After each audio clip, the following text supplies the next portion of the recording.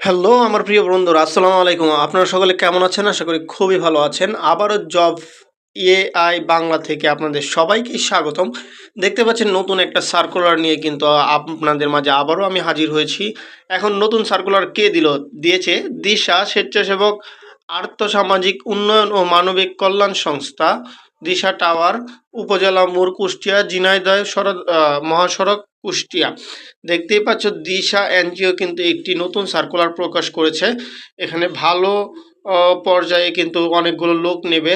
Zonal manager, area manager, branch manager, SME officer, audit কর্মকর্তা নিবে, junior শাখা হিসাব রক্ষক নিবে, আরও লোন অফিস সহ অনেক কিছুই আছে, অফিসার সহ অনেক কিছু আছে, আপনারা দেখতে পাচ্ছেন। তো বন্ধুরা, বেশি কথা না বলে শুরু করি। অবশ্যই বলছি, যারা যারা ভিডিওটা দেখছেন অবশ্যই জব এআই বাংলাকে সাবস্ক্রাইব করবেন। আর কোনো প্রশ্ন থাকলে অবশ্যই তা কমেন্ট করে জানাবেন, আমরাও আপনাদেরকে জানানোর চেষ্টা করব। তো বন্ধুরা, চলুন শুরু করি।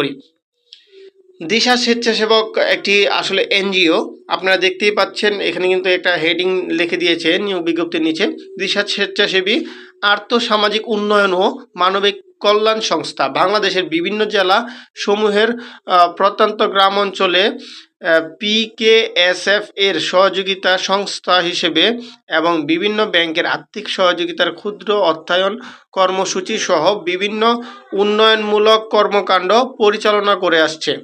এছাড়াও ইটকল এর সহযোগী সংস্থা হিসেবে সৌরবিদ্যুৎ, বায়োগ্যাস ও উন্নত চুলা কর্মসূচি পরিচালনা করছে এই সংস্থায় ক্ষুদ্র অর্থায়ন কর্মসূচিতে নিম্নবর্ণিত পদে লোকবল নিয়োগের জন্যই কিন্তু বাংলাদেশ নাগরিকতা হতে দরখাস্ত আহ্বান করা হয়েছে। আপনারা দেখতে পাচ্ছেন দিশা এনজিওতে কিন্তু নিয়োগ বিজ্ঞপ্তি এটাই চেয়েছে।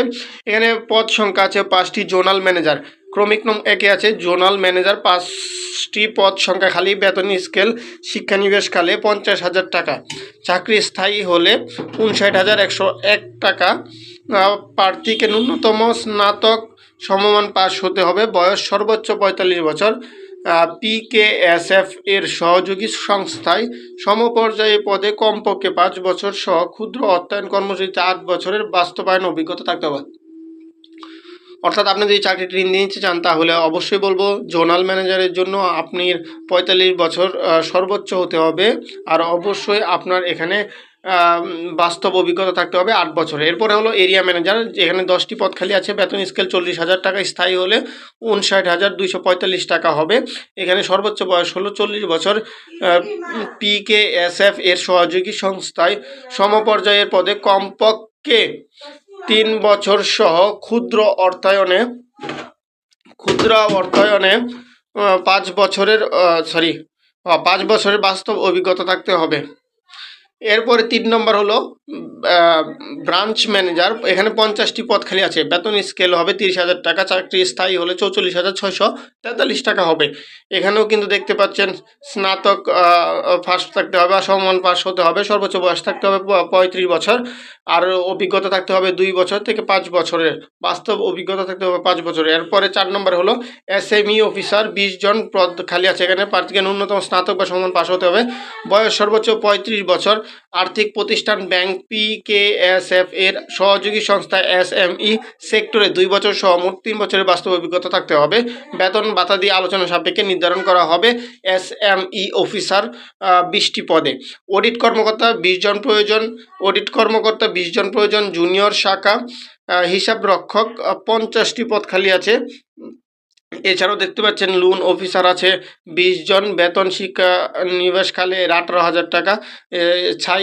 চাকরি যখন স্থায়ী হবে তখন 27,875 টাকা পর্যন্ত যাবে বেতন। এখানে শর্তাবলী দেওয়া হচ্ছে 6 মাস শিক্ষা নিবাসকাল শেষে সংস্থার নির্ধারিত বেতন কাঠামো হওয়ার পর বছরে 4টি উৎসব ভাতা, বৈশাখী ভাতা, মূল বেতনের 50%।